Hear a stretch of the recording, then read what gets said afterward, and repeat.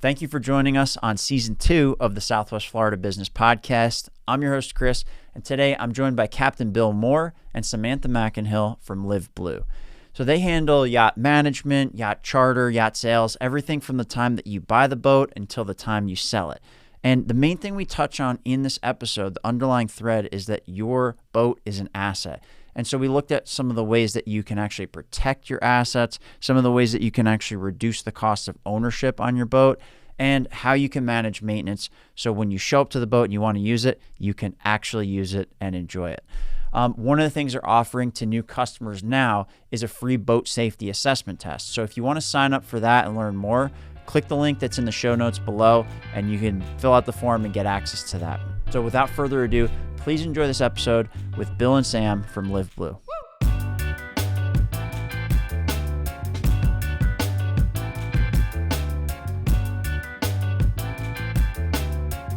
This episode is brought to you by Southwest Florida Podcast. We help businesses make marketing videos. A lot of businesses see the value in video content, but they don't know where to start. Filming, editing, posting on social media, these can take up a lot of time and they can be pretty frustrating, and that's where we come in. We work with businesses to highlight the value they bring to their customers and share that online. Now, we've created the Marketing Manager's Guide to Video Content that you can download for free by following the link below or scanning the QR code on your screen. Now, enjoy the show. Bill, Sam, thank you guys for joining me. I appreciate it. Glad to be here. Yeah, so exciting. Cool. Well, let's dig right into it. So, LiveBlue, can we talk about... I want to talk about a few things because I know that this was Captain Bill's yacht management not too long ago, and we're switching to LiveBlue now because the company's evolving. It's growing. Like you said just before we started rolling, it's evolving to more than just you being able to run it, and it's taking on a new life of its own. So can we talk about, let's start there with the name change and how this all got started. Yeah, so we got hooked up with Samantha here, and we started looking at the business and how we can grow it and change it and incorporate her more into the business. And about that time, I kind of realized it's no longer Captain Bill Yacht Management because it's not Captain Bill doing everything anymore. And in reality, it never really was, because we had this community of experts that we brought to the table that always supported whatever I did. I was just the face of it. Well, I'm still kind of the face of it, but not really. And so LiveBlue really has kind of taken the thoughts and the beliefs that we came up with as a business to try to elevate us to the next level, to really remember what we're focused on, which is our customers, and how to help them make lasting memories that, last a lifetime. And those are really what's important for us of why I got into this business. And that's really the kind of the gist of it and how we developed it. Yeah, I think LiveBlue just means so much more than opposed to Captain Bill Yacht Management. LiveBlue is just, it's so symbolic. Yeah, symbolic. It's like blue is just so relaxing, and I don't It's tranquil. I mean, blue stands for a lot of different things and means a lot of different things to people. Obviously, being in the marine industry, blue is associated with water. One of my favorite sayings now is blue is basically where the heaven meets the earth. Mm-hmm. So it's a perfect combination of it symbolizes our business and its strength and its opportunity. Mm-hmm. And for people, the ocean means so many different things to so many different people. That's true. You get out on the water and it's like everything melts away. The stress goes away. Mm-hmm. Everything becomes tranquil. Everything becomes more clear. And that's kind of how we were looking at the business. Okay. And how we wanted to project what we did as a business to our owners, because we want to be able to have our owners feel comfortable on the water, not stressed, not worried, happy, tranquil, peaceful, all those things that blue means. And so that's how the LiveBlue came into play. Well, and that's not always the case on the water. Like I'm not a huge boat person myself, but as you know, my whole family is boat people. They like being on boats. Yes. They like going out. My experience with boating is when we were younger, we'd go out on the water, and then we'd get home and I'd have to clean the boat, or my brother would have to clean the boat. Mm-hmm. And so that was where I got the aversion from. But I know that one thing that frustrates a lot of people when they buy a yacht or they buy a larger boat is all of the maintenance that comes with it, all the issues that can arise, everything that needs to get taken care of, where I think people kind of sometimes will get into this like, yeah, I just get a boat and I'll go whenever I want. And then it comes with a lot of problems if they're not mitigated, especially. So I want to circle back to the story, but maybe let's touch on what it means to actually deliver like a tranquil experience for people on the water, because it's not as straightforward as people think. No, it's definitely not. Yeah. So what kind of things arise? So what are some of the challenges that your customers deal with pretty much on a consistent basis with yacht ownership? And what are some of the ways that you guys address those and then make it an actual enjoyable experience to own a yacht? Well, I think one of the best ways for me to describe it is basically tell a story. And the story is probably that most people are going to be able to relate to.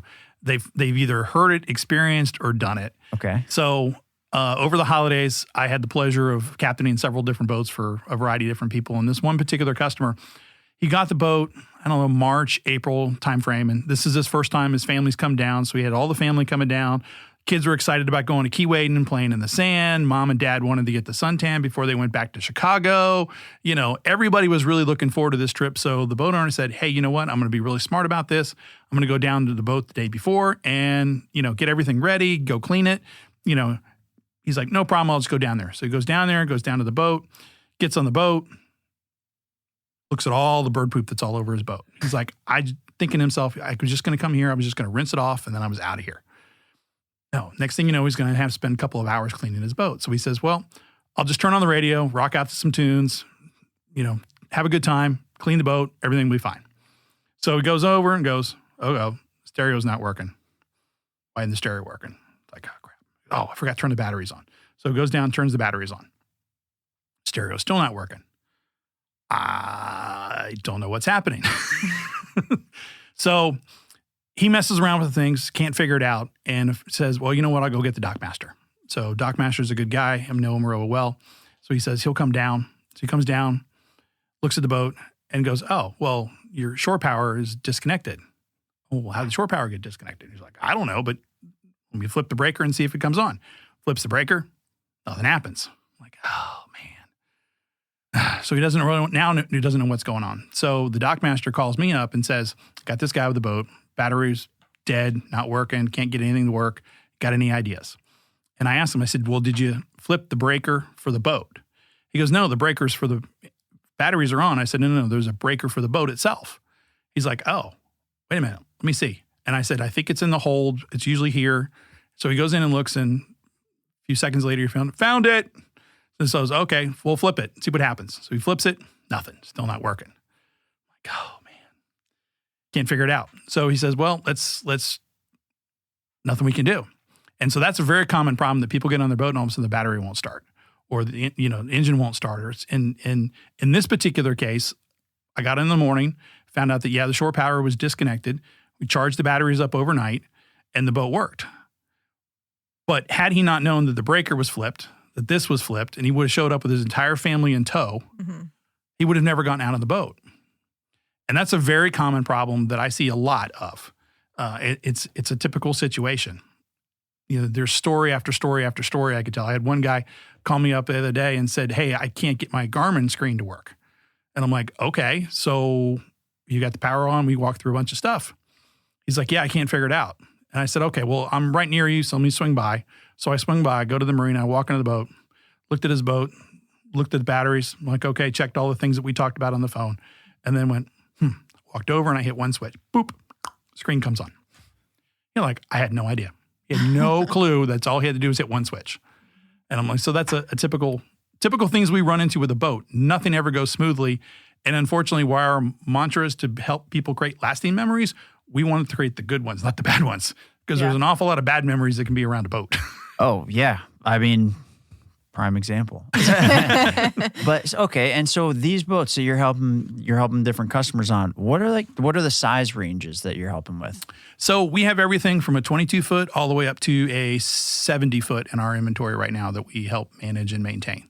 Okay. So every once in a while we'll get some boats that are kind of out of that range, but that's the bulk of them is that 22 to 70, with most of them falling in between the 32 and 50-foot range. Okay. Got it. And so in that zone, right, is that kind of where these boats take on like extra systems? There's more complexities. Like what size range do you notice where all of a sudden it goes from like, hey, throw it on the trailer and like, show up and have a good time. And if something little goes wrong, it's not a big deal. Where is that the size range where you kind of need to know what's going on? It used to be based on size. It's not anymore. Okay. Because boats have gotten so technologically advanced over time that it doesn't matter if it's a 22-foot or if it's a 70-foot. They're all getting more and more technologically connected. So, for example, you can get a Seakeeper, which is a stabilizing system for a boat. You can put that on a little bay boat, 22-foot bay boat if you want. Really? Yeah. So it all depends on what the manufacturer can stuff into it, because the manufacturers are about making money. The customers, I want convenience, I want quality, I want all of these things in my boat. So they're happily taking all of this stuff in. So whereas before you would get on a 32-foot boat, you wouldn't see a generator, you wouldn't see an air conditioner, you wouldn't see a Seakeeper, you wouldn't see a head, you wouldn't see any of these types of things. Now you've got almost all the same systems that are coming into a big yacht, but in a smaller package. Got it. And so what's that like to manage? Like, for just say you're a boat owner yourself and you try to take these things on. What is that process like to manage, to stay on top of? How do people do it now? I'm going to actually pass that to you. Yeah, because I feel like it's just like kind of experience. I mean, depending on the client, if you've grown up on boats and you're familiar with boats, it may not be as difficult. I mean, I think it's always going to be time sensitive. So just based on how much time you have available or want to spend, because some people do want to spend time on their boat and work on it. But the more knowledgeable you are about all the systems and all the things, regular maintenance, I mean, bilge pump is a good example of like something that not a lot of people know about. And so it's just really, it's kind of varies from person to person on what they want to do, how much time and effort they want to put into it. Yeah. Got it. And so when you start working with people, is that part of the assessment process of how you actually work with them, is like kind of understanding their knowledge base and what they already know and what they want help with or what they actually don't want help with, maybe? Yeah. I think our biggest thing is like, we want to create lasting relationships between us as well as, the boat people themselves, but us as a business and them together. So, making those connections with each person and knowing what they do for a living, how much, time and effort they have. Do they have family and kids? Because a lot of the time that can gauge us on what to do and what they want and what their actual needs are. So that's kind of how we customize each person to what they need and want, and make our relationship better with them just based on what we can offer. So one of the things I learned very young as a captain was, as a boat captain, you get to see people at their best and at their worst, and involved in all sorts of situations that you can't even imagine. And that led into really, truly understanding your customer and your client, those people that you're working for, the families that you're involved in, because they're the ones that are going to dictate to you of how you need to respond to certain situations. And, boaters can relate to this. If you've ever owned a boat and you put it in a boat ramp and you sat there at the boat ramp and watched people launch and recover their boats, I mean, that is absolutely hysterically great entertainment. I mean, there's full YouTube channels on it Right. with hundreds of thousands of views on each video. It's weird how interesting it is to And watch. it's all about the relationships. And I say that's, the one of the things as a captain that my job is the biggest of, is keeping husband and wives from not getting divorced. Because it will happen when it comes to a boat. And it happens, unfortunately it does happen on a regular basis, that a boat is the reason why people get divorced. Yeah, well, and it can be a huge money sink too if you're not careful about it, if you don't plan it out. So when you start working with people, how do you take a look at that aspect of it too? It's like, okay, you want to use this. This is your job. Like you said, you have kids, you want to use it X amount of time. Like, how do you also incorporate, okay, how often are you willing to put this in for maintenance? How often are you willing to swap out these basic parts like O-rings or clamps or basic things that people might overlook, which ultimately become the money sink, I'd imagine. Right. Those are kind of the basics. So how do you incorporate that when you start working with somebody to figure out what they want and what they're willing to kind of bake in there? COVID did not do us any favors in this realm. How so? Because when COVID hit, everybody was, locked in their own little bubble, if you will. And kind of like RVs, everybody went out and said, well, let's go buy a boat. Well, we can't go to the movies. We're not going on cruises. We can't travel. We're going to go take that travel budget. Now we're going to go buy a boat. Mm-hmm. And so it flooded the market with first-time boat owners who bought boats that were bigger than they can handle or bigger than they can afford. And many people don't realize that if you buy a $500,000 yacht, you're putting a good amount of money into that yacht every year just to maintain it at a certain level. And part of what we have to do is educate people on what it really does take to maintain a boat. And I've lost clients because in the end they've got out of boating because they realized, I could afford the $500,000 yacht, but I did not realize that every time that I service these 3 engines, it's going to cost me $1,000, and that every time I use the generator, it's going to cost me another $1,000, plus the gas, plus the keep, plus the upkeep. And oh, by the way, you got your boat in the water and you need to have divers come clean all the scum off the bottom of it, even if it's bottom painted. So they don't realize all of the stuff that goes into owning a boat. So it's much of an education process.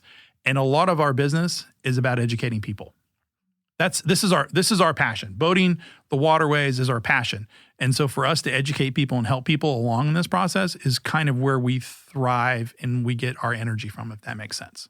Oh, it makes total sense. And you give people a sense of either calmness or of a realization of like, oh, I can't do this actually. Mm-hmm. And so I don't know, does that help people have you seen that? Although you might lose a customer, does that help people give some, closure or clarity to owning a boat and not finding out a year later and $100,000 later that?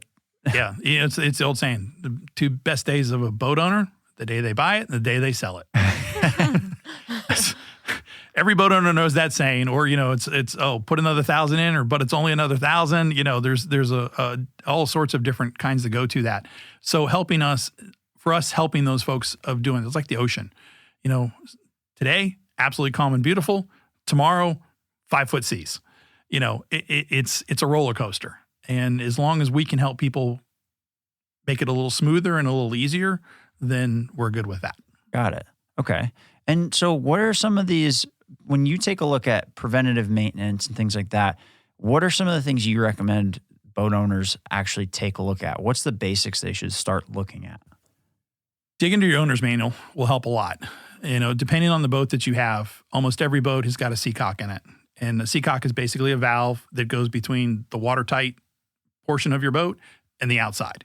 And the valve basically opens and closes. If you leave it open, it goes through a hose. If you close it, it shuts the valve. 90% of the boat owners out there have no idea what it is or that it needs to be exercised on a regular basis. And the reason for that is, let's say, and this goes back to your comment about people don't understand bilge pumps. That bilge pump goes out somewhere to the environment. And when water comes in, it's got to go out. And so if you have a hole in your boat from another piece of a hose or something like this, and you don't know how to close that seacock, then there's a good chance that your boat's going to sink because your bilge pump is not going to be able to handle that amount of water. It happened to a boat off of Miami a few weeks ago. They blew a hose that went to their engine, and had the captain on board known that all he had to do was close that seacock, the crisis would have been completely averted. So very simple things like that. If you've got a generator or if you've got diesel engines, you've got what's called a sea strainer, which is basically a basket. Think of like your pool skimmer basket.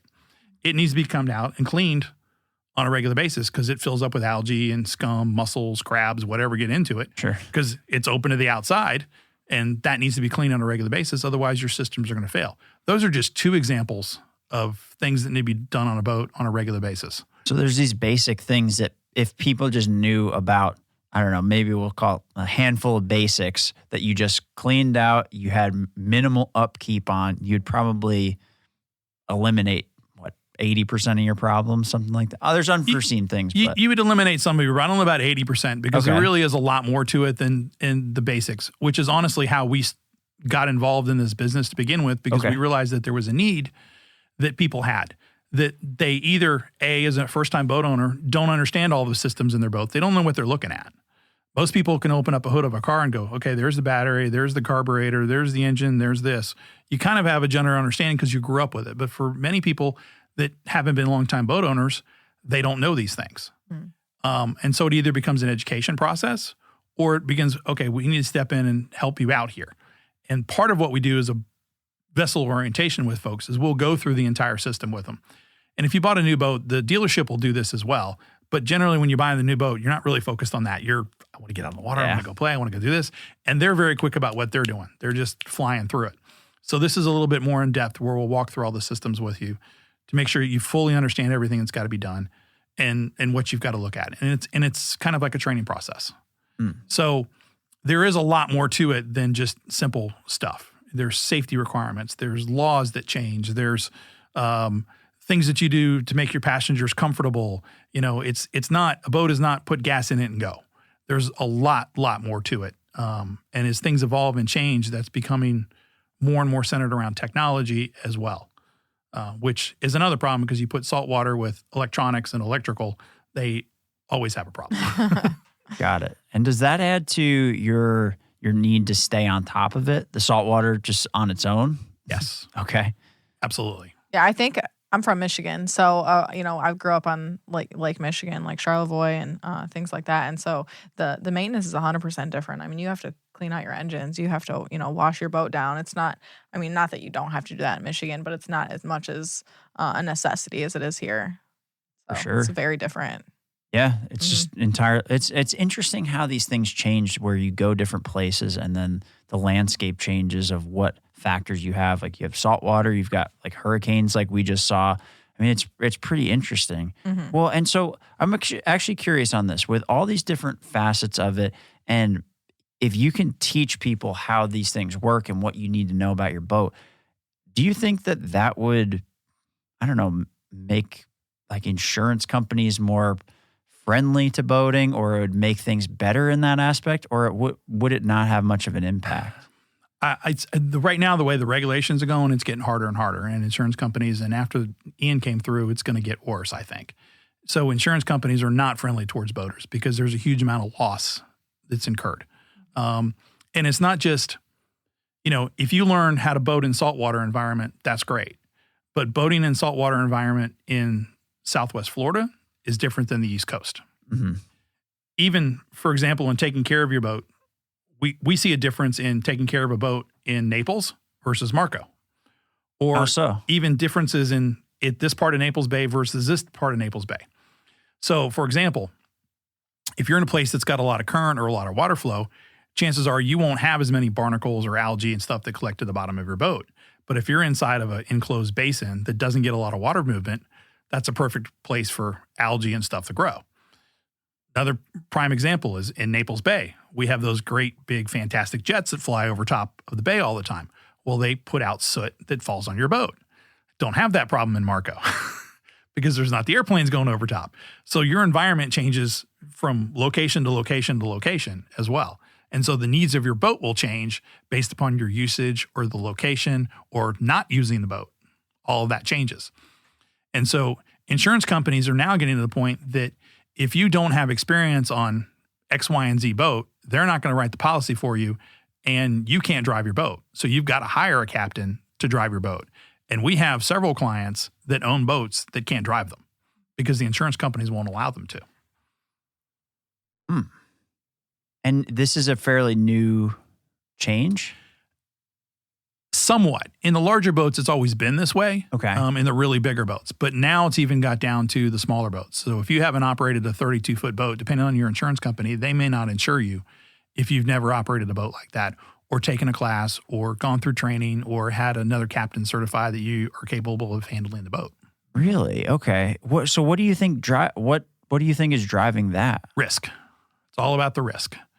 So what's different now than it was, let's say, maybe 10 years ago that you see? Bigger boats, bigger systems, more people on the water. Got it. Okay. And then you add storms and all that other business aspects to insurance companies that everybody's feeling it. It just adds to it. But those are the three biggest factors. Number of people using boats, the size of the boats, the cost of the boats are all big drivers. Yeah, the cost of these boats has gotten insane, it seems like. I mean, I wasn't really looking boat price since 10 years ago, but I know that was it from COVID, do you think, caused it? Because the boat price seemed to go up like $300,000. It's a combination of a lot of things. So I think more recently, I think supply chain issues, labor shortages, the cost of labor going up, so all the same things that we experience as business owners as a general rule has definitely hit that market.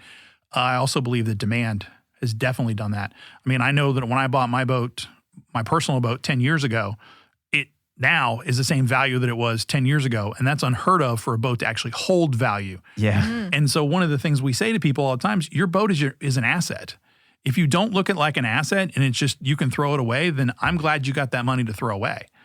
But if you look at the cost of a boat, most boats these days that are being bought and sold in the 30 to 40 foot range are the median price of value of a house.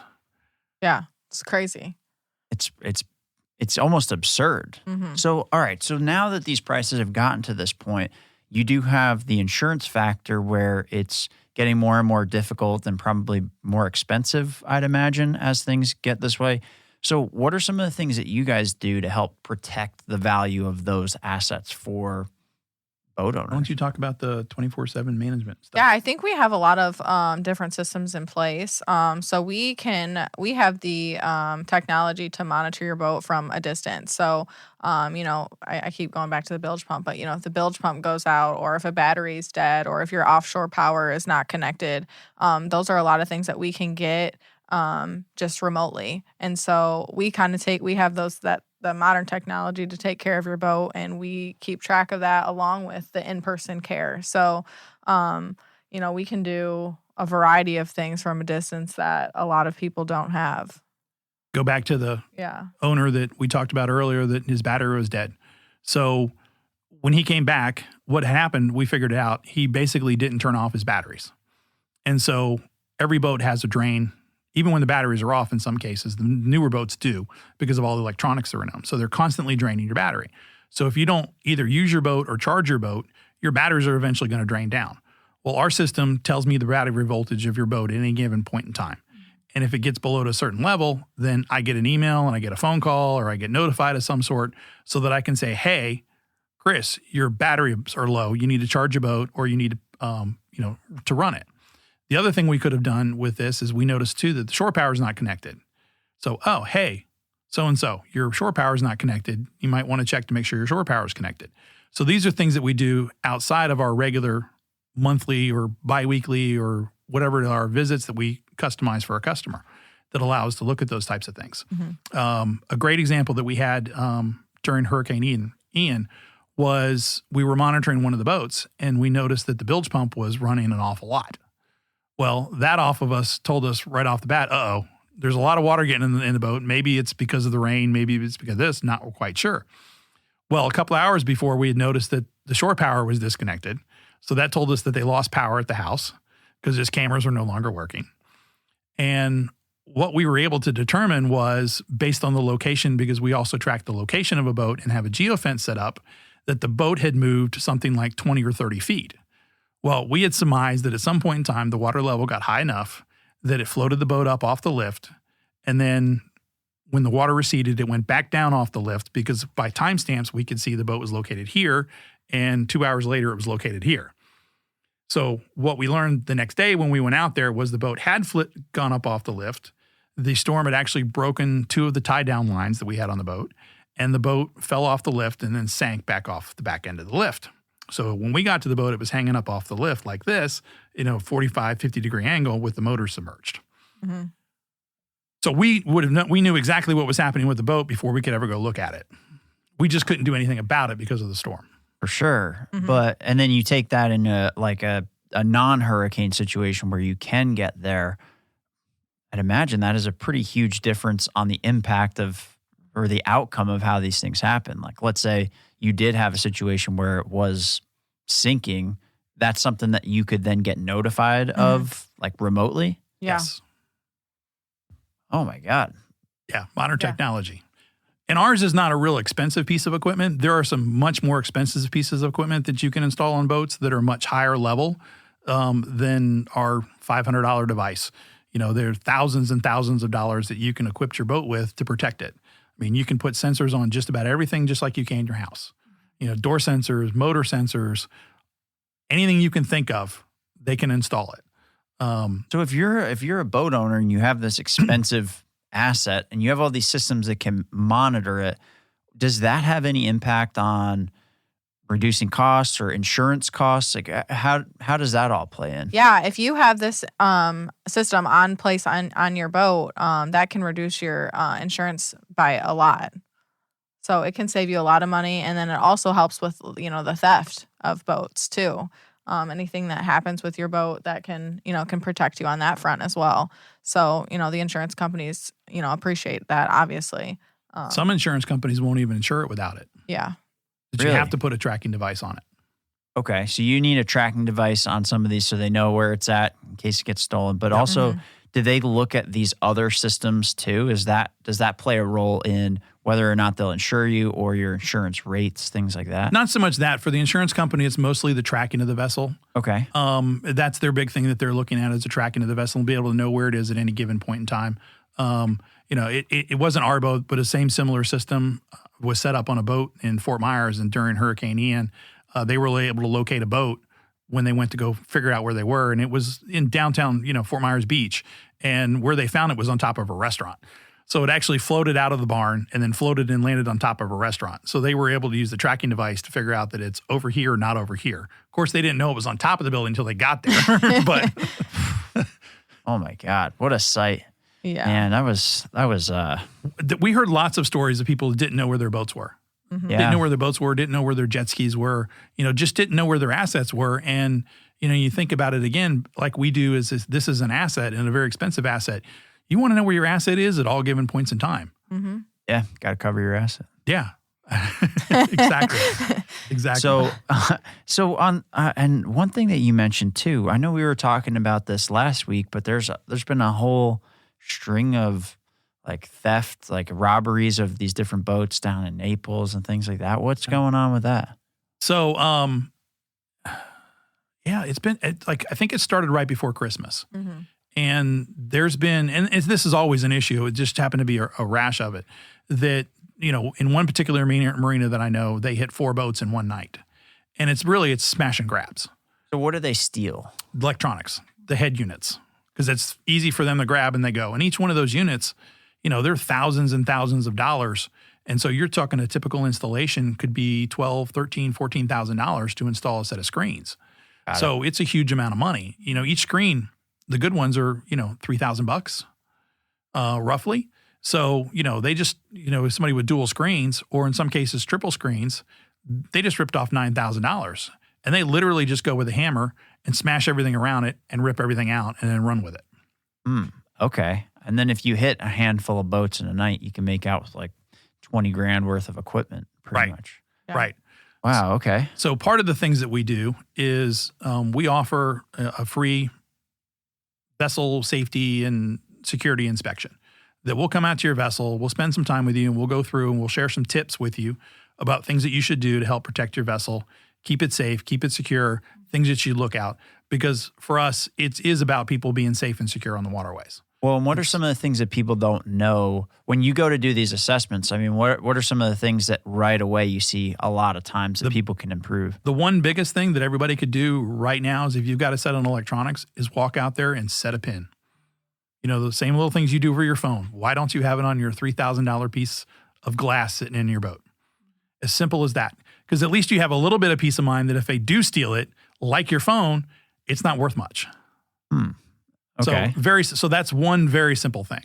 Another simple thing that I tell people, even if you put a cover, if you have covers that you usually use to protect your screens or put a cover on it so that it's a little harder for them to see what kind of electronics you have.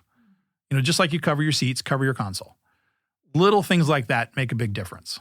Because in that case, they might look at it and they might not be able to tell what it is. So it could be something like it's not as easy of a target or it's not as guaranteed of Correct. A high value target. So Correct. Possibly could move on. Correct. Mm-hmm. Okay. And like everything else in your house, you do little things to, you lock your doors.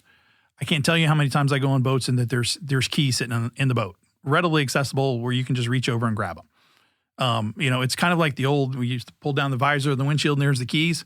Same thing with people's boats. Open up the little hatch, there they are. Sometimes they're still hanging in the boat. They're not even put away. Or they don't lock their cabin doors or, the simple things. Mm-hmm. Got it. Okay. That's interesting.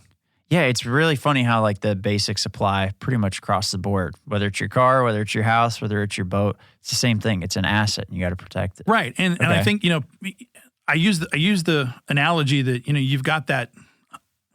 I'm just going to use an inexpensive car in your garage. You lock the doors. It's got an anti-theft device. Your garage door's down. You wash it every week. Why wouldn't you do the same thing for your boat? And another great example is, a lot of us have people that mow our lawns, clean our pools. Some people have, people that actually manage their houses when they're gone. Why wouldn't you do the same thing with your boat?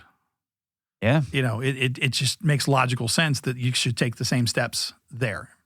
Well, all right. So, and I think that's a good time to talk about the overall kind of service that you guys do. And then I want to circle back to how this got started, because I know that a big part of this, like you said, it's not just, hey, we show up and fill up the boat and we take you out on it. You're monitoring things. You're checking to make sure the systems are functioning, keeping track of part numbers, serial numbers, warranties, all of this different stuff. And then also making sure the entire process is enjoyable so people can actually use their boat, like you said, when they show up to it.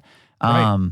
So can you guys walk through really the experience, like what it's like for a customer to hire you, have you manage the vessels, to go out on the water, what that's like? And then I want to circle back to the story of how this came to be, because I think that'll give some context to all this. Yeah. You want to kind of go into our basic services, what we offer? Yeah, so we do the 24/7, 365 monitoring.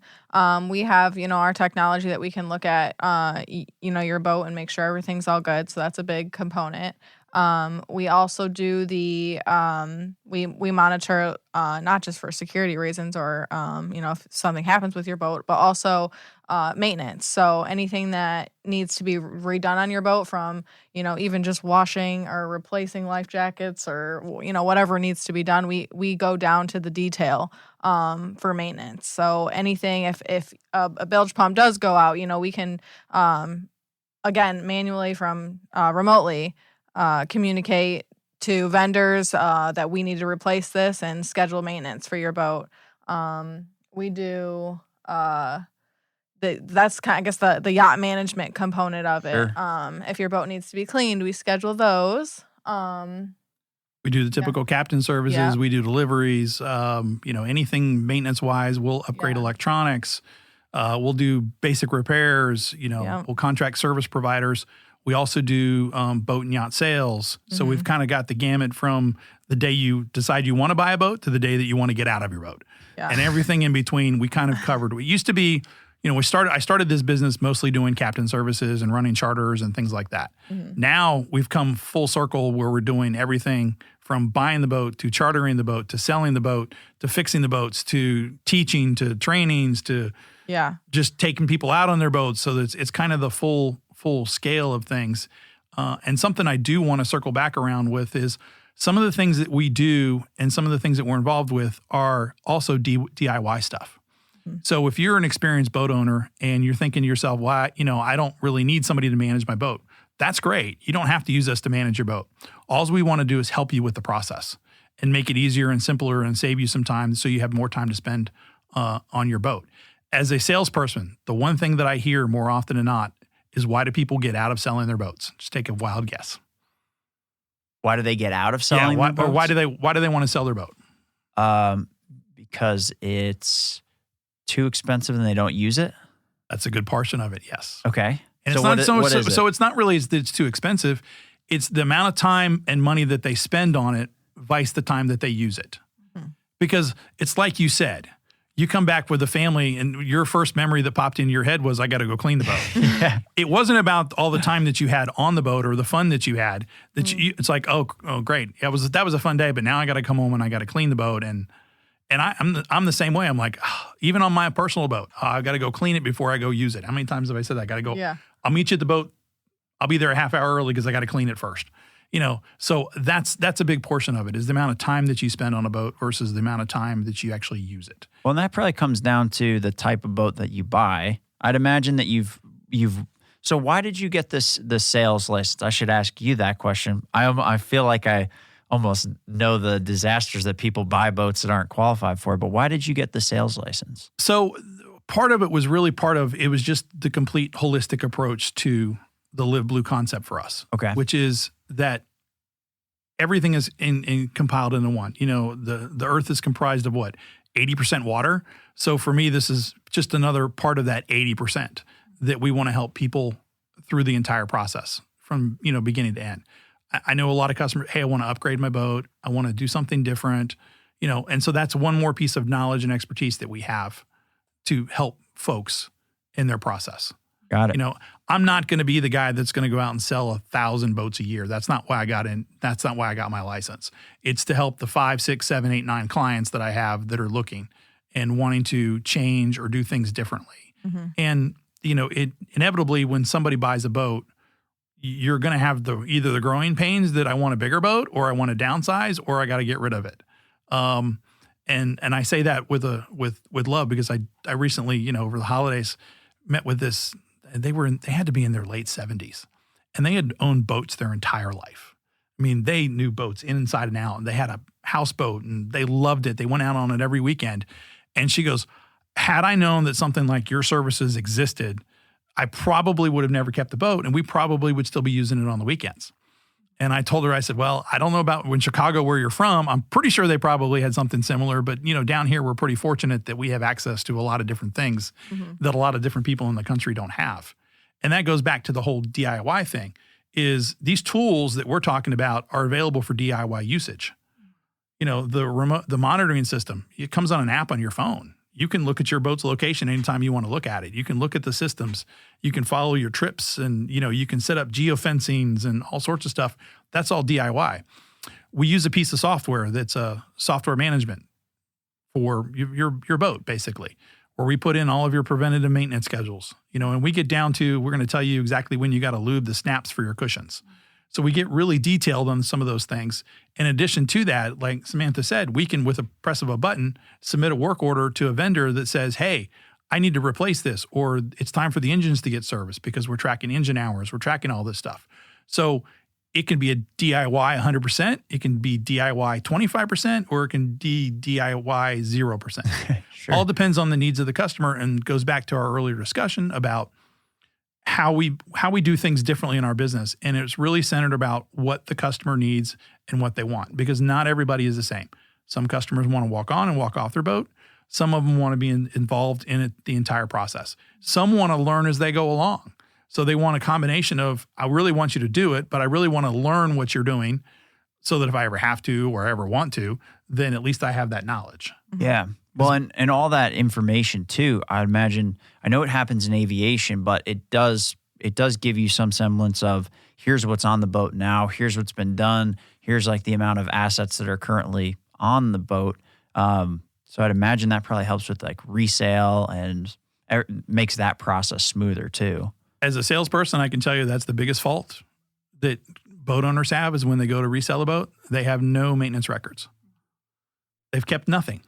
The boat might have been serviced and the dealer may have it, but chances are, like a lot of us, we try to save money. So we may use the backyard mechanic guy, or we may use somebody else, and that they may not have the records of a big, retail outlet. Mm-hmm. So you may not have any of those records. Well, our system helps maintain those records. You can maintain them yourself in the same system. So that's helpful.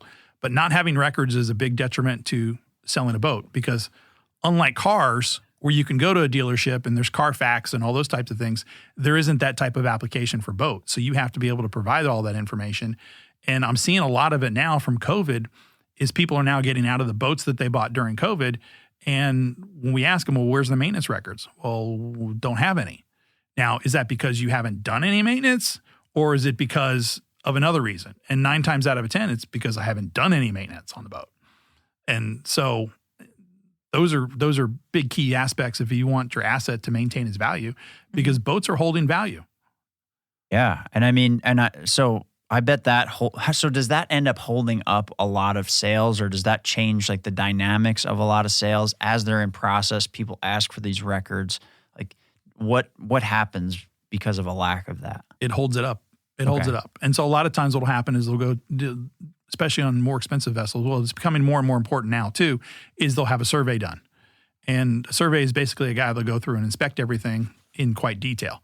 And if there's an issue with the boat and you don't have a maintenance records to say that you've taken care of this problem or resolved it, then it becomes an issue and holds up the sale. Got it. And I mean, with the size of these boats and the dollar amount that's attached to it, this is not something that you really want held up. It's almost like getting a home inspection and like, hey, well, we haven't done anything like this in 30 years or however long it is. And so do you end up seeing that impacts the value of it, or is it more just it ends up holding up the sale or the speed of the sale itself? I think the values of boats, just like a house, is there. Okay. With a 3-bedroom, 2-bath house is worth X, generally speaking. Well, a 32-foot boat with 300s on the back is generally worth X.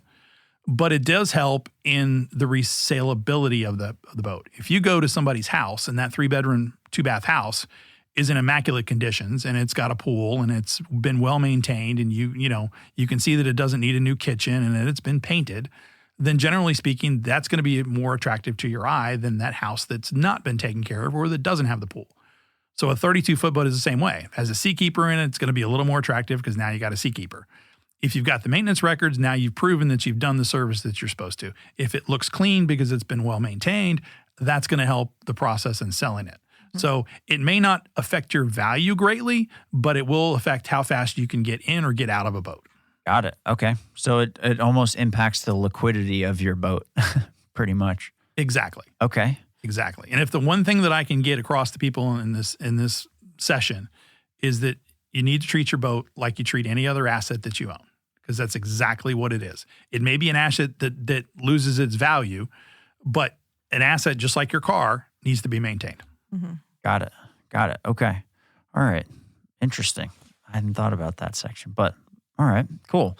So let's go back to the start of this. So how did this come to be?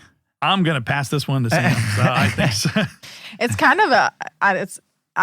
of like a godsend almost. I was doing many things before this. I was personal trainer, house cleaner, home caretaker, whatever you call, just all things. All purpose is what I call myself. So I actually did an ad on a Naples page and for cleaning. And so he popped up. He wanted me to clean his home. And so, I came in, I did a couple house cleanings. I ended up actually doing home health care for his wife maybe a month into it. And that kind of evolved to cleaning. He was like, oh, you want to clean some boats? And I was like, I have a problem saying no. So I was like, 100%, I'll definitely clean your boat. And so that turned into let's go on charters. And I think he just saw my go-getter, attitude. And absolutely. Yeah, not wanting to say no is a problem and a solution for me. And so that kind of just evolved to, being in business together. I have a business administration degree, and I helped run a cleaning company when I lived in Kentucky. So I've kind of have just like my background is a lot of the background administrative stuff. So I kind of can help guide him as far as that sense goes, just because a lot of guiding. Yeah, as you can tell, he has a lot going on in the field. He kind of he's the captain, so he's the expert when it comes to all of the boating and the technology and the insurance and all of that. So I can kind of help him with the background and the monitoring and all of that. So we've just kind of found a happy medium working together, that he benefits me and I benefit him, and I think we're just always learning. So yeah. It's kind of like the husband and wife that's on the boat. The husband's doing all of the cleaning and all of the maintenance and stuff. But, you got somebody in the background that's ordering the ice and the food and the drinks and, hey, I need this or I need that, or, hey, can you hand me the hose? Something as simple as that. So she's kind of turned it at me. And, this as a business owner, every once in a while you come across somebody, then you're like, I really wish that I had a place for somebody. And I really wish I could hire this person, but I just can't. Well, fortunately, I kind of felt like I was in the position and almost had to Mhm. of, I got to make a home for her. And, there's a place for her here. And not only will it benefit me, but it's going to benefit our customers. It's going to benefit our business. And since then, it's felt like a glove. It fits perfectly. Yeah. We have a lot of our business missions and vision statements. They literally go hand in hand, just like who we are as people, and like just what we want to bring to the table for our clients and their lives, just to make them easier and helpful, and just whatever we can do to help others. And so that's kind of been our biggest aspect of like us working together and creating something, great. It's not just about the boat and yacht management. It's about, what we can help people to enjoy, enjoying their life and family and friends, and just kind of coming together, and just living instead of working. Well, and so why is that important for you as the mission for the business, right? Like why is taking care of customers and making that experience like a great one? Why is that important? Why is that important to you guys? I mean, I think for me, life is so short. And like you go out there and you go on the water, and I mean, just, there's that tranquility, and, you can feel and witness, and I mean, all the things while you're out there, and it's just serenity. So for people to be able to enjoy that part of their life and not work to death, and, you can forget about, there's so much stress in life. Everywhere you go, everywhere you turn. And if you can just forget about that and focus on what matters to you, and we can take that away from you, that stress, I think that's just so important for me. And that's one of the reasons people hire me as a captain. Yeah. So that they can spend time with their family and their friends and enjoy it, and not have to worry about the boat and the trouble and the headaches and the mess. And, if you've driven through Naples on a holiday weekend on the water, it can get a little crazy. And so that's just one less piece of thing that you've got to worry about. Yeah. And so for us, it's really about people being able to create those lasting memories. Mm-hmm. And we very much had the same type of vision. And then the other thing that we've talked about this before is we kind of believe that, God has really intervened and set us on a path. And part of our goal and our mission is to make people be able to create those memories. I think back in my own lifetime of where all my memories were created, like the ones that pop into my head, mm-hmm. and probably more than 3/4 of them have to do with something in the water. Yeah. And I actually would agree, because I grew up in Michigan, but, being on jet skis and the boats, and that's just the best experiences. Yeah. And memories. And so that ability for us to help people really create those positive memories and not worry about the stress and the fussle about a boat. I jokingly say it all the time, it's a boat. You're going to inevitably, I step on a boat, and 9 times out of 10, I'm not being called because there's nothing wrong with the boat. I'm being called because there's something wrong and something's not working. And inevitably, the first thing out of my mouth is, it's a boat. It's fixed today, it's broken tomorrow. It's just the way it goes. I can't explain it. I don't know why. So our goal and mission is to try to minimize those experiences so that they're creating the positive ones instead. And whatever we can do to help that process, we're all about. If it's as simple as you need somebody to clean your boat, mm-hmm. fine. You full-fledged management, fine. I need somebody for the weekend to captain, fine. Those are all things that we do that, I gotta get rid of this boat and sell it because I'm fed up with it. No problem. It's whatever we can do to help to create those memories for people. Mm-hmm. Got it. Okay. Well, and I want to ask you about any good stories that you've got over the years that stand out that would be worth sharing, that could be funny, could be something. But I do want to ask you, where's the company heading now? I know that you just rebranded and you're off and running, and you've got a bunch of new customers and all these new services too that are launched and going. It's really cool to see as a fellow small business owner who's trying to do something similar to that and grow and expand. Where does the company go from here? I mean, I feel like only up. I mean, for me, mine is just kind of take action. The more action you take, the better you'll be. And that's kind of been my goal from the beginning. I kind of keep him on that track of just, the everyday stressors those are going to happen. And those are, I guess, actually good, because, that's just what makes you stronger. So if we keep trucking along and pushing, I mean, I think I see great things out of the company. Obviously, we've expanded from just doing charters to all of these different components of the business. And so, who knows? But the sky is the limit as far as I'm concerned. I started out in this business a little over 15 years ago as a professional mariner, if you will. Probably actually before that, because it took a while to actually get my captain's license up to that. But I've had my license since 2010. And I've wherever I've lived, it's always been the dream. And it was always about, either running charters on my boat, or I was driving a water taxi, or I was working on a dive boat, or, captaining for somebody else. And it was always about just that little aspect. But every time I turned around, there was something new that came up that says, I can help with that. I can make this a better experience for somebody. And that's really kind of how it started. And when I moved here to Naples, right after COVID, I was living in the Keys. And when they shut down the Keys, essentially my business down there tanked. Yeah. And so, after, I decided there's got to be another place. And where do I really want to live? And after all the research, I'm like, well, I think Naples is where I kind of want to settle. And so I was driving for people, and I was running some charters, and I was chartering on other people's boats.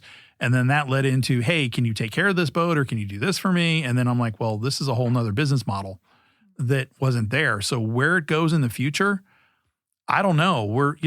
We've connected with a gentleman who has a brand new boat, and he's looking at expanding his charters. And so we're looking at doing overnight trips, and we don't know where that's going to go. And then when you look at the management side of it, it used to be as simple as I was just driving people's boats when they were gone in the summertime, just to make sure that the batteries didn't die. Then it turned into, well, I got to get the batteries fixed. Okay, well, we can take care of that for you. And now I got this, and now I need the electronics installed. Okay, we can do that. And so it's kind of keeps growing. So where is it going to end up? I'm not really sure. Well, it's interesting that you say that, right? So with the growth of the company, it seems like a lot of it comes from, hey, we do this, and then somebody asks you, hey, can you do this? Like, hey, I've got this problem. Can you solve it for us? Mm-hmm. And that goes to really kind of what our whole belief is that we bring an entire community of experts to you. Mm-hmm. So, no, can I fix this? Maybe not. Do I do engine services? No, I don't work on engines, but I have like 3 or 4 guys that do. Do you work on diesels? No, I don't, but I got this guy, and this guy. So I have a community of people that surrounds us. I'm part of the Marine Association of Collier County. And we have a whole group of people that this is all they do is the marine industry, whether it's dock guys or whether it's repair people or whether it's other sales boats, whether it's, the yacht sales company or, boat dealer or all these different aspects of the marine industry that help really as a team to help people take care of their boats. And then you add to that the activism that we do as far as what we represent you, the boat owner, and the legislator as part of the association. That's the boat owners that get together that help this process and really drive change in this industry or protect change from happening, that we don't want things to happen. Yeah. So, again, it's about a community of people, and boating is very much a community.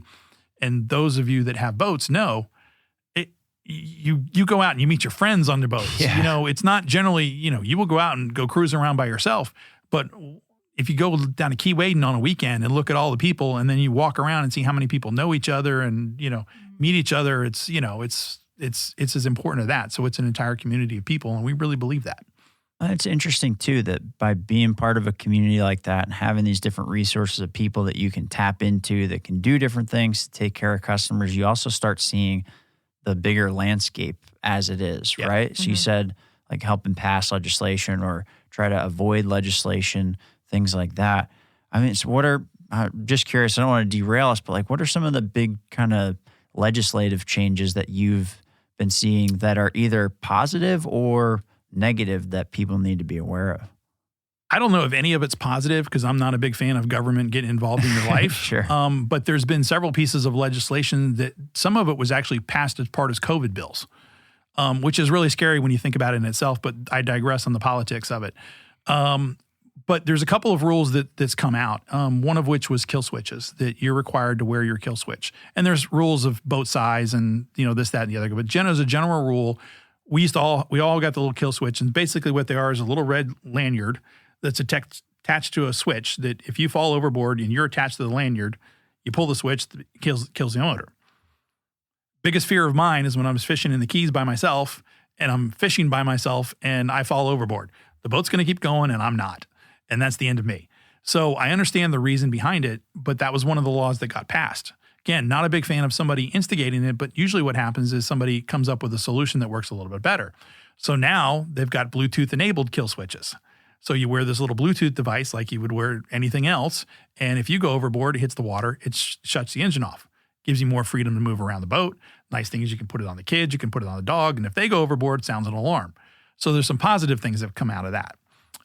There are some big changes where it comes to folks that are renting out their boats. That used to be not an issue. Well, now they've passed the law that basically says that you've got to register with the state that says, I'm basically renting a boat. And then with that comes insurance requirements. Now, there's a toss-up because now it's violating federal law without getting into great big detail, but it's a big issue of bareboat, demise, boating versus renters and insurance and requirements. Long drawn out, don't know how it's going to play out, but that was one that was passed as part of another bill. So there are changes that are coming. There was another one that had to do with fire extinguishers. Really simple one, but there is those types of legislations. So part of our goal is as we meet people, we learn what boaters want and need. We have these discussions. Yeah, well, and that's something important too. And I'm even learning it in my industry as I learn more about video and marketing and all these things of what kind of regulations are going on and how this all works. And the more I learn about these different professional fields is the amount of impact that has, that you really need to tap into people who have that expertise, because they'll help you avoid so many pitfalls that you'll just walk right into on your own. Mm-hmm. Like you could buy a boat thinking like, yeah, I'll take this and I'll rent it maybe and I'll do this and I'll make my money back. You see it with Airbnbs all the time. Now this is like big crackdown. So it is helpful to have somebody who's got that expertise who can be like, hey, they come to you to buy a boat. Like before you enact this plan and spend $700,000, you might want to look at this, and this, because this is going on. I mean, the same thing as I had somebody call me up and say, hey, I want to Airbnb my boat. Okay. That's a great idea, but let's talk about this first. Yeah. Let's have a conversation about this because it's not as easy as you think. Type of a situation. And it is so important, just like you said, that if you don't, you can ask. I am not the best captain in the world. There are captains way more qualified than I am. But what I do is have the resources around me that help support that. And I think that's one of the things that's unique about our business is typically management for boats doesn't exist in the class that we're operating in and not the way we do it. There's a few companies out there, but there's not a large amount because generally speaking, if you have a 50 or 60 or 70 foot yacht, you're going to go hire a full-time captain to manage and maintain your yacht. And that's all they do is manage and maintain your yacht. Well, what we bring to the table is the ability to keep your costs down because we're managing several different boats at the same time. You're not going to have that on-demand captain unless you want it. But typically we can help you manage all the stuff, whether it's the big one or the little one. And so we keep those costs down for people versus hiring a full-time crew. Got it. And do you even work with people who do have the full-time crew and then you can actually take care of all these other aspects and then jump in where you need? Absolutely. Because again, he's a single person on a single boat. And he may know that boat really well and he may have the laundry list of services and stuff that he has. But hey, all of a sudden I'm in a different set of waters or I don't know this and I don't know that. Who do I have to call? And the database is a great example because we load all of the owner's manuals and all that stuff into that database. If you have a full-time captain, he's looking at that database and he's able to manage his boat right there. Here's his preventative maintenance schedule. Tells him exactly what he's got to do when. And then you as the owner now have some validity that what he's saying is being done. Because now you've gotten proof rather than, the guy's on the boat 3 days a week, but what is he really doing? Yep. And it's the same thing for us. We go on a boat. We're on your boat for 4 or 5 hours. What did we really do besides drive it around the bay? So this gives us the tools and the resources to support what we're doing. And that's, I think, hugely important as this industry evolves and changes because those checks and balances have not been there in the past. Mm-hmm. And people have fallen into pitfalls because of that. So that's one of the reasons we're pushing so hard on the monitoring system and the geofencing and the software piece of the puzzle because we think it just makes the complete package.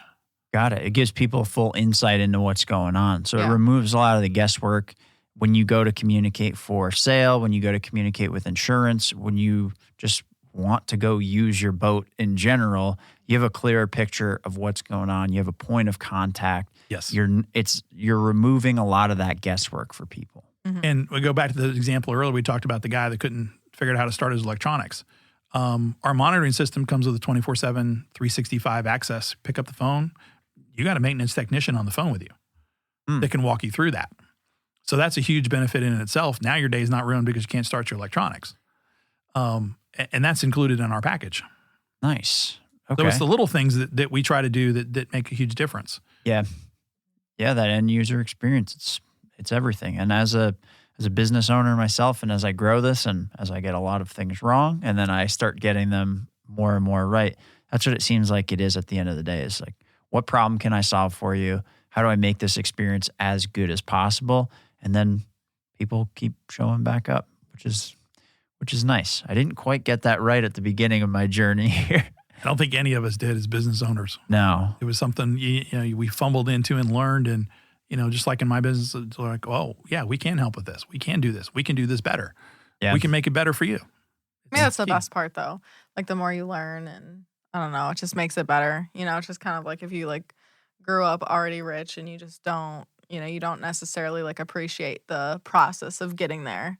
So it's you're just more proud of yourself when it's all said and done. Yeah, you accomplished something. Yeah. Mhm. Yeah. I tell my clients all the time, the beautiful thing about a boat is you will get on a boat and you will learn something. Good, bad, and different about yourself, about the boat, about navigating, whatever it is. Almost inevitably, when I get on a boat, I learn something new every single day. Yeah. And I think that's the nice thing about boating in general, is because you can learn a lot about yourself and you and who you are as a person just by being on boats. For sure. Well, and so what has it been like just from a personal perspective of growing this business and taking it from a solo operation and kind of building out this network to now being like, hey, we're gonna grow this thing. We're transitioning the name. Like, what does that felt like as a business owner? It's been hugely exciting. Yeah. It really has. And I'm actually tearing up about it a little bit because, I think, God put me on a path, and it's not the path that I wanted, not the path that I thought I would be on. And where I'm at today is nowhere near a relationship where I would have thought 10 years ago, 15 years ago, 20 years ago. And I don't know where it's going to go in the future either. But I have to trust and believe that, like I believe that he brought us together, and now we're forming this company as partners and growing it, that he has a path and plan for not just me now, but her as well. And then I also look at some of even my clients that look at that path, that all these different paths are merging. Have a I don't know, life coach is the right word for Peter, but he was talking the other day, we were talking, and he says, you have to think about the world like this, is that there's 7 million people in the world, or billion or trillion, whatever it is, however many people, we're all connected somehow. Through some way, shape, or form, we're connected to every one of those single of those people. And so as I think about the business and how it grows, I think about all the people that we're connected to in one way, shape, or form. Big, small, little, doesn't matter, but we're connected. And as this process flows, I feel like a river or, an eddy or whatever, it's going to move and it's going to change. The shoals are going to shift a little bit. It's not always going to be smooth. Some days it's going to be rough out there, but those experiences help build you and make you a better person, a better company, and a better organization. Mm-hmm. So if that's, kind of where I feel like we are today, it's humbling when you think about it. I'm pretty sure you could probably say the same thing, that you never thought you would be sitting here between podcasts. Not a clue. And it's people, like, you get a degree. Yours is business administration, so it's a little easier. Mine was, I had a lot of hospitality and business in mind, so it's a little easier. But, those people that go out and get engineering degrees and don't work a day in their field, it's kind of the same process that we feel like, that we're being guided here some way. Yeah. I mean, I never would have guessed I was going to be a part of a yacht management. No. Like never in my life. So when I met him and, he was just like cleaning boats, that's all I didn't even think big. I was like, oh yeah, just cleaning boats. That's fine. And so, I mean, now we're here, and I'm just grateful, from where we are and the path that we're on. I'm just excited to see what it holds. I would have never in my vision thought that, I would use young kid that would become a partner in a business with me. Yeah. That would be the last thing that I would have thought of ever, because you were definitely not what I envisioned as a partner. Maybe some guy with a beard and, another captain, but it's just interesting how the world works and how you're being changed and influenced. And I think if you can recognize those changes and recognize what's coming in front of you, there is no limit. Yeah. Well said. So, all right, I think there's a perfect spot to kind of wrap it up. So thank you guys for joining me. I really appreciate it, because this helped me understand a couple different aspects of yacht management that kind of, I think, were floating around in my head, maybe that I knew a little bit about. It kind of solidified it. But before we wrap up, is there anything else that you guys want to touch on? Is there anything else that we should cover? I think the only thing I want to stress, and you highlighted earlier, made me think about it when we talked about the boat size. It's not really just yachts. It's boats. I mean, if you go back to what the official definition of a yacht is, it's basically 30 feet. But again, it's boats and yachts, really. If somebody's got a challenge with their boat or they need help with their boat, then we're able to help them. Whether it's a small boat, a large boat, medium boat, doesn't matter. We can help. So I think that's the one thing I want to stress to people, that don't think about it as a big yacht, because there's the big super yachts. And, if you've ever watched the Below Deck, people think of those types of things. Yeah, some of the same things apply, whether it's a big boat or a little boat. Mm-hmm. Got it. Yeah, and I mean, I think that, if anyone has any questions or concerns with their boat or, anything, to give us a call. Yeah. So, and what's the best way for people to get in touch with you? And I'll include links in the show notes and everything like that. So they can definitely reach through us through phone. So it's 239-734-BLUE is our phone number. You can also reach us on the web at liveblue.life, liveblue.life. And then we also wanted to put an offer out to all of your folks out there that if you are wanting for us to come out and take a look at your vessel and do a safety and security review, we're happy to do that in person, come out, meet you at the boat, kind of walk through the boat with you and help you along, because we want to protect your asset as much as you do. And if we can help just a little bit, we're happy to do so. And it's no charge for that. And we're willing to do that just to help out your viewers and listeners. Nice. Thank you. Appreciate it. That's Yeah, awesome.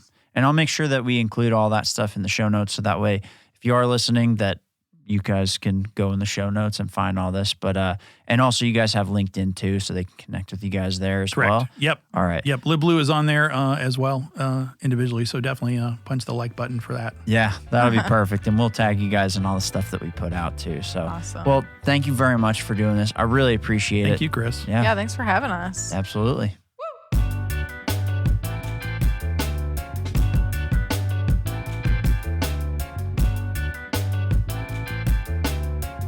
This episode is brought to you by SWFL Podcast. We help businesses make marketing videos. A lot of businesses see the value in video content, but they don't know where to start. Filming, editing, posting on social media, these can take up a lot of time and they can be pretty frustrating, and that's where we come in. We work with businesses to highlight the value they bring to their customers and share that online. Now, we've created the Marketing Manager's Guide to Video Content that you can download for free by following the link below or scanning the QR code on your screen.